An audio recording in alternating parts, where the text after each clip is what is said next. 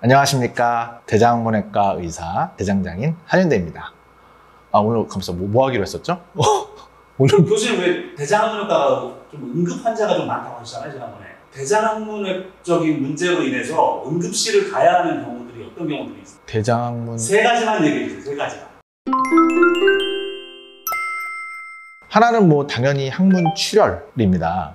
항문에서 피가 나는 경우에 생명에 문제가 있지는 않지만 그 출혈이 대장암에 의한 거였다라고 한다면 얘기가 달라지니까 검사를 해야 되고 뭐 필요하면 수술을 해야 되고 하겠죠. 어느 정도의 출혈이요? 사실 조금 묻는 거는 엄밀히 말하면 화장실에 닦으면서도 가끔 묻기도 해요. 그렇게 말고 뚝뚝 떨어지는 경우들이 있고요. 되게 심하면 헤모글로빈 3.0까지 떨어지는 분들도 있으세요. 그래서 정말 뚝뚝 떨어지는 경우는 당연히 오셔야겠고요. 대장암에 있을 때처럼 변 안에 혈흔이 묻어있는 경우도 조금 이상하다고 생각하시고 병원을 가셔야 됩니다.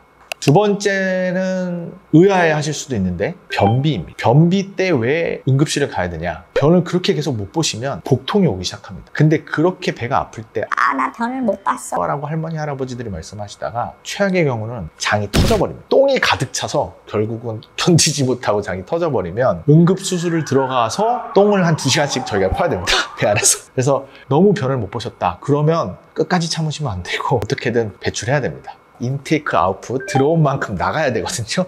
들어온 거 있는데 안 나간다 그러면 터집니다. 반드시 의료진을 찾아가시는 게 좋고 가능한 약으로 조절을 하는 게 좋습니다. 딴 데서 잘 얘기 안 하는 부분들이라서 제가 이렇게 말씀드리는 건데, 또 하나는요, 항문에 어떤 충격을 받게 될 경우 특별히 크게 피도 안 나고 겉에 상처도 없고 그래서 그냥 있으신 분들이 있습니다. 근데 한 2, 3일 지나서 시름시름 열이 나고 몸이 아프고 하루 이틀 더 지나면 항문 통증도 생기기 시작하고 똥을 못 싸고 그런 이벤트가 있은 한 일주일 정도 있다 병원에 오시는 분들이 있어요. 괴사성 근막염이라고 하고 항문 쪽을 다치고 안쪽이 다친 거죠. 겉에 다친 게 아니라서 내가 모르는 겁니다. 그러다 보면 그 안쪽에서 장이 조금 터지거나 찢어지거나 문제가 살짝 됐거나 한 부분이 박테리아 같은 것들이 근막이라는 게 있는데 그런 데를 타고 쫙 퍼져나갑니다.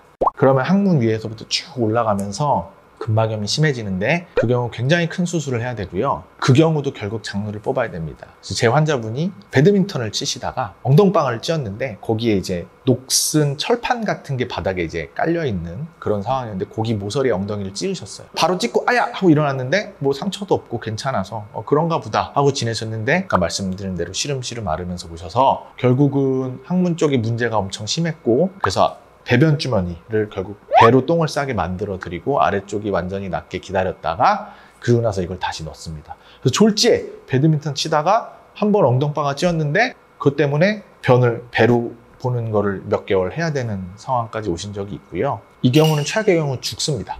2, 3일째 열이 나거나 항문이 약간 옥신거리는 느낌이 있고 배변이 좀 어렵고 하는 순간은 뭐 왜 그러지 괜찮겠지라고 생각하지 절대 마시고 바로 병원으로 가셔야 됩니다.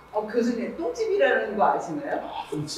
똥침 그거 하시면 안 됩니다. 똥침 잘못 찌르면 그런 거 교육이 필요해요. 그런 거 하시면 안 돼요. 항문을 우리는 소중히 다뤄줘야 됩니다. 거기를 함부로 막 건드리시면 안 돼요. 보통 교수님들은 배변, 고환, 항문 이렇게 말씀하시지 않나요? 교수님들은 뭐 똥꼬, 불알. 똥꼬, 불알.